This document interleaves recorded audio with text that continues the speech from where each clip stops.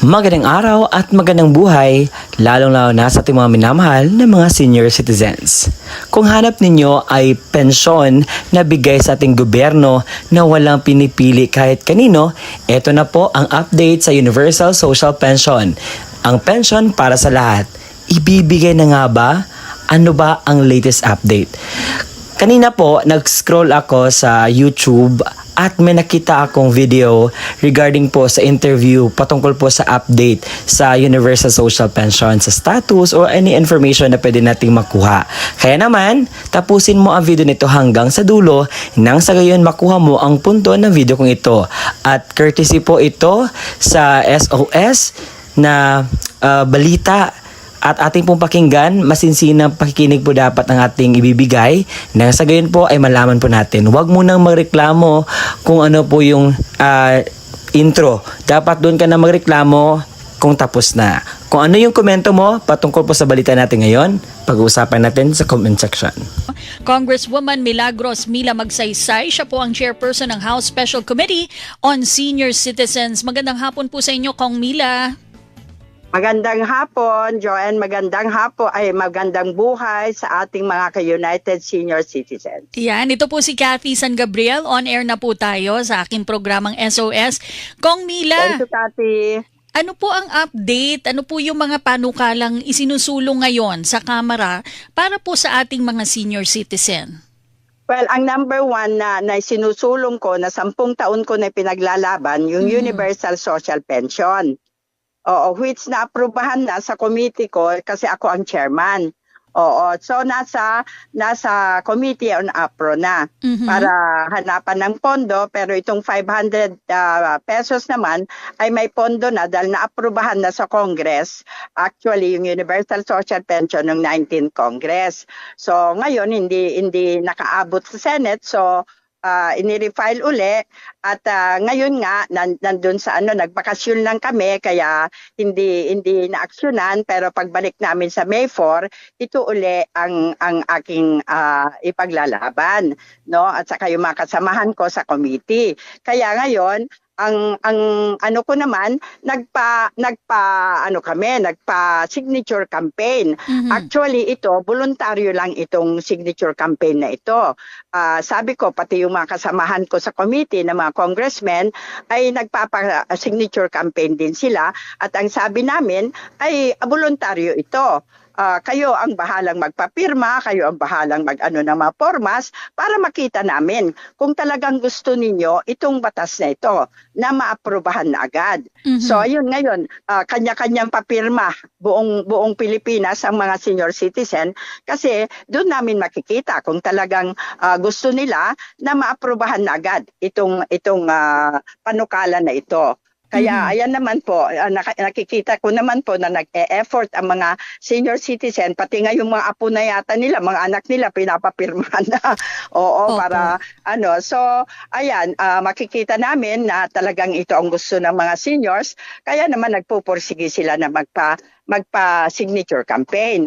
So ito ang talagang priority po na sana maaprubahan na. At alam ko naman na mahal ng ating mahal na Pangulo Bongbong Marcos ang mga seniors, kaya siguro naman ipra-priority bill niya ito, lalong-lalo na po kung makagather ang mga senior citizen ng mga milyon-milyong signature.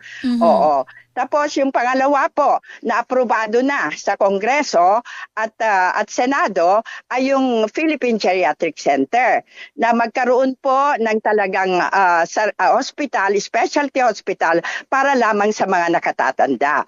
At ang kasama po nito ay lahat po ng government hospital buong Pilipinas ay magkaroon ng geriatric ward para naman po merong sariling kalalagyan ang mga nakatatanda pag sila po ay nagkasakit at pumasok sa hospital para maalagaan po silang mabuti. At ang magandang news po, ito ay aprobado na po sa Kongreso, aprobado na rin po sa Senado, magbabaykam na lang tapos pupunta na sa ating Pangulo, at alam ko pipirmahan agad ng ating mahal na Pangulong Bongbong Marcos ito dahil priority bill niya ito. Mhm, okay. Nako, pagdating po dun sa universal pension, Kong Mila, wala pong duda yung mga senior citizen natin. Pag yun po ang pinag-uusapan, ang dami po nagte-text. Ang dami po nagsasabi dito sa ating Text Connect na sana daw po ay maaprubahan na dahil lalo na daw po ngayon ang mahal daw po ng mga bilihin. Yes, naku, at saka ako'y natutuwa kasi siyempre nagre-report din sa akin mga presidente na ang dami daw talagang gustong pumirma. So talagang gusto nila ito na maaprubahan na agad. Mhm. Ito pong version na ito, dahil sabi nyo nga matagal na po isinusulong ito, hindi po na isa Yes. sa batas, magkano po kung sakasakaling maisabatas ito ang matatanggap? Well, noong 19 Congress, naaprubahan na yung 500 Mm-mm. kasi yun lang ang nahanapan ng pondo. Ngayon, isinubukan namin na gawing 1,000 para pantay-pantay na sa social pension. Hindi ko lang alam kung mahanapan ng pondo, ng APRO ito, ay magiging 1,000. Pero kung hindi, at 500 lang talaga, siguro paaprubahan na para mas mabuti na aprobado na ang Universal Social Pension at madali naman magpataas. Kasi may provision naman doon na every month tataasan ng 250, ay every year tataasan ng 250. So, 2 years lang, pantay na. Mhm. So kung sakasakali pong ito ay maisa sa batas, ito po ay iniintay po talaga ng ating mga senior citizen. Yes. Tanong po ng isa naming caller, iba po ba ito sa social pension na ibinibigay at maaapektuhan daw po ba yung mga pensyon na mga tumatanggap na? Ay, hindi. Ganito, yung social pension, ay tuloy-tuloy yon kasi para sa mahihirap talaga, indigents, na talagang walang-wala, walang mapagkuhanan, walang sumusuporta. Yan po ang tumatanggap ngayon ng social pension na 1,000. Ngayon, itong Universal Social Pension, pangkalahatan na po ito. Na lahat po, maski yung mga tumatanggap ng SSS, GSIS at kung anuman pong pension sa gobyerno, ay makakatanggap din itong Universal Social Pension pag ito ay may sa batas na. Maski po yung mayayaman ay makatanggap na po. Wala na pong pili-pili, wala na pong lista-lista, pangkalahatan po ito. Okay, tama po. Ito Basta yung 60 years old ka pataas, makakatanggap ka na po. Ito po yung feedback sa atin. Karamihan po, yung mga nagte-text, katulad ng 9854 sa ating Text Connect, sana po kahit SSS pensioner ay may social pension kasi po maliit lang yung aming pensyon sa SSS. So kung ito po ay Meron. matutuloy, Kasi ang sabi ko naman, itong tinatanggap nila sa GSIS, SSS, ay pinaghirapan naman nila ito. oho.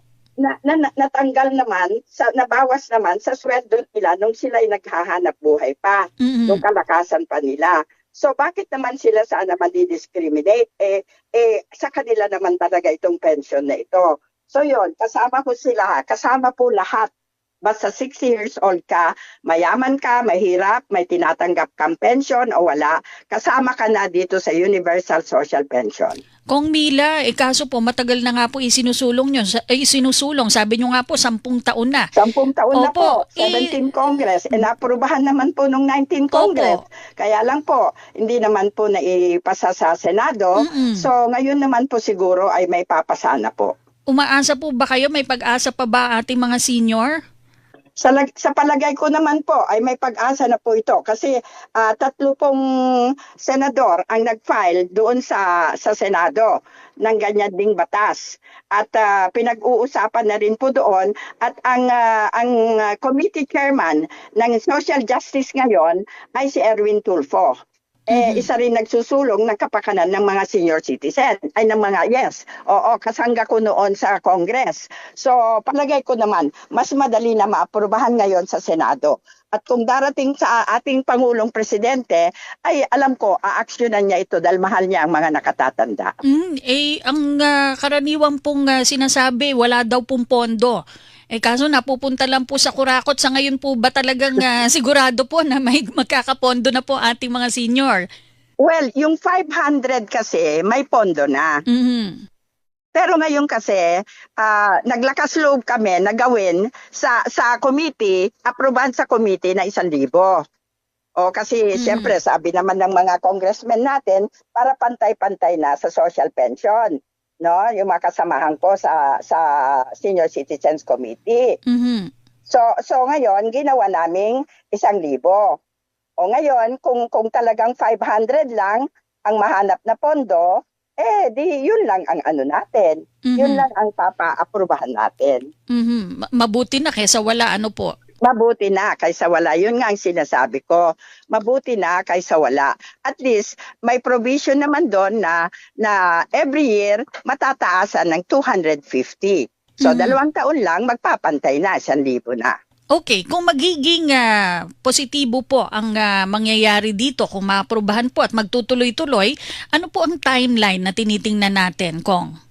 Well, ipinagdadasal natin, kaya sabi ko sa ating mga kasamang senior citizen na ipagdasal ninyo na ito ay maaprubahan na itong taon na ito. O, para at least mapakinabangan na early next year.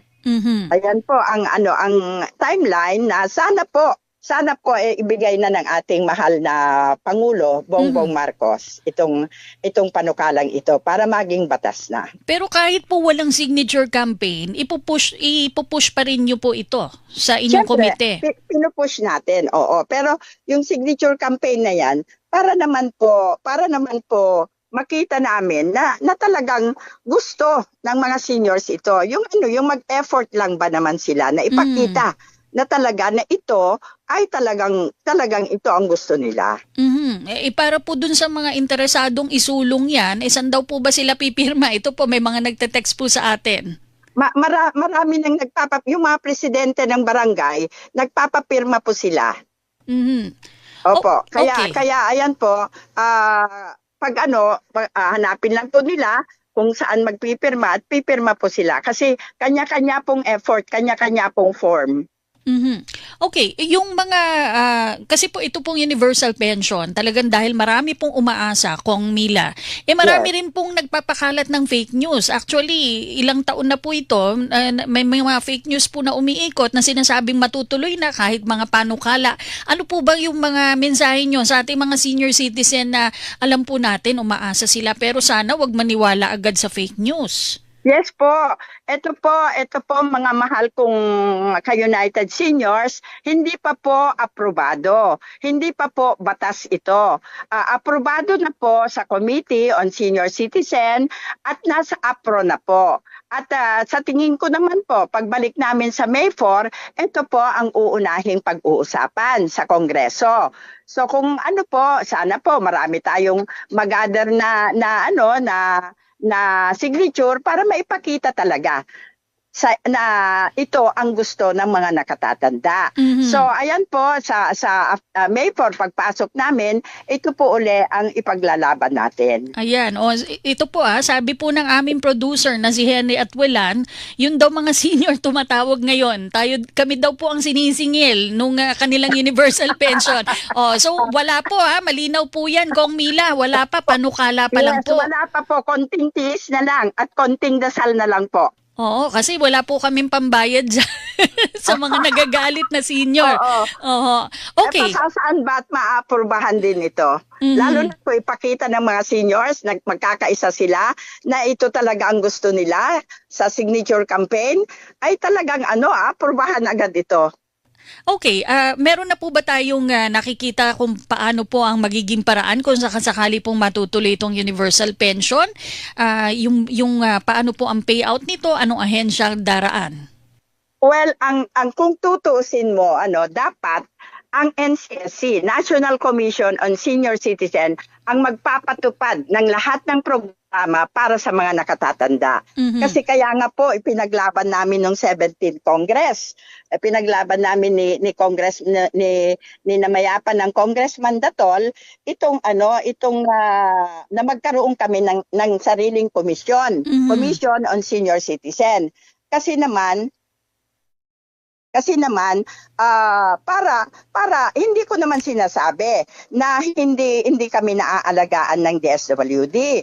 Kaya nga lang sa dami ng sectors na inaalagaan ng DSWD ay siyempre kung minsan hindi kami naalagang mabuti. So talagang pinaglaban namin ng 17th Congress na magkaroon ng sariling komisyon. So natupad naman yon, meron na kaming sariling komisyon, ay hindi ko naman makita kung bakit dapat lahat ng programa ng senior citizen ay mapunta na sa NCSC. Total, meron naman na kaming opisina sa lahat ng region. Oho. So ngayon, ang trinatrabaho namin ng chairperson ng NCSC, ng National Commission, si Attorney Mercy Gutierrez, ay magkaroon na rin kami ng provincial offices para sa ganon efficient ang pag-ano ng mga programa ng mga seniors. Naku, ang dami pong mga text dito. Maraming salamat po sa inyong panahon at siguro ano na lang feedback na rin po yung social pension po na existing. Ang dami po nagrereklamo yung mga delayed payout. So sana po matutukan din po ninyo. Medyo pakikalabit na lang po yung mga ahensya na responsable. Kong Mila. Yun nga, alam mo, yun nga, kaya nga, sayang naman itong commission namin, di ba? Na ito lang talaga, senior citizen lang ang tututukan kung hindi sila ang magpapatupad ng mga programa. Di ba? Kagaya ng social pension na yan, hindi ko naman sinasabi na hindi efficient ang DSWD. Kaya lang kagaya ng sinabi ko, sa dami ng sectors na iniintindi nila, medyo nagkukulang sila. Kagaya ng social pension, hindi na ibibigay ng tamang oras. Nadidelay. So kung itong NCSC ngayon na magpapatupad, wala naman sila ibang inaasikaso, kundi itong mga programa para sa senior, ay palagay ko naman mas mapapatupad ng oras. Alright, maraming salamat po sa inyong panahon at sana nga po ay matuloy na yung universal pension. Ang dami pong umaasa. Kong Mila, magandang hapon po sa inyo. At yan po ang kompletong balita na inyo po napakinggan courtesy po sa SOS Balita. At yun po ang naipahayag ng Senior Citizens Chairperson at maganda po ang kanyang tawag dito, ang kanyang motibo para po sa lahat ng mga senior citizens.